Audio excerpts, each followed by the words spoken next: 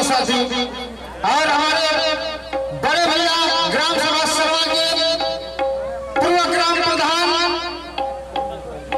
और युवा नेता बसपा बड़े भैया संजय सागर जी के सौजन्य से हजारों रुपए का प्यार इनायत हुआ। हम आशीष कलाकारों को बड़े भैया के कमर से झुककर नमस्ते प्रणाम। आप युवा हृदय सम्राट संजय सागर जी सादर सम्मान है। आपके कानों तक आवाज जा रही है, हाथ उठाकर आशीर्वाद दें इस छोटे भाई को। सादर सम्मान है भैया संजय भैया, सादर सम्मान है आपका। Most welcome. दर्शन हुआ बड़ी मुद्दत के बाद आपका। और आइए भैया का फरमाइश बात बहुत आगे पूर्वा बयान, क्या बात है। अच्छा तो मेहरारू के बड़ा खराब काम बोला।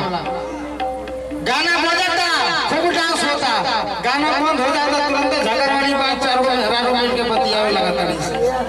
बड़ा कोई सिस्टम खराब है। ओहो वो पीछे ऐसा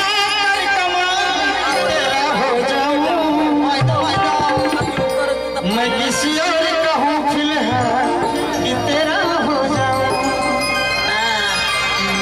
अब तोरी हुआ के क्यों नहीं के देखो तेरा हो जाऊं। गुरुजी अभी कहिए कि मान से सुना जाए।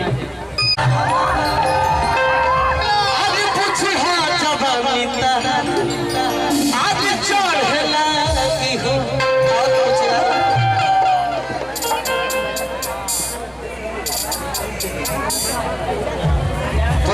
आदरणीय यशपाल सिंह हमारे बड़े भैया गार्जियन है आपकी तरफ से।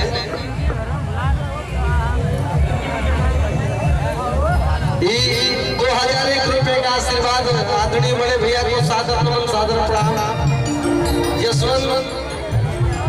यशपाल भैया हृदय से सादर नमन। यशपाल भैया ग्राम प्रधान आपके तरफ से 2001 रुपए का बहुत बहुत पुरस्कार। इसी उम्मीद के साथ एक बार फिर आएगा। हृदय से आपको नमन प्रणाम।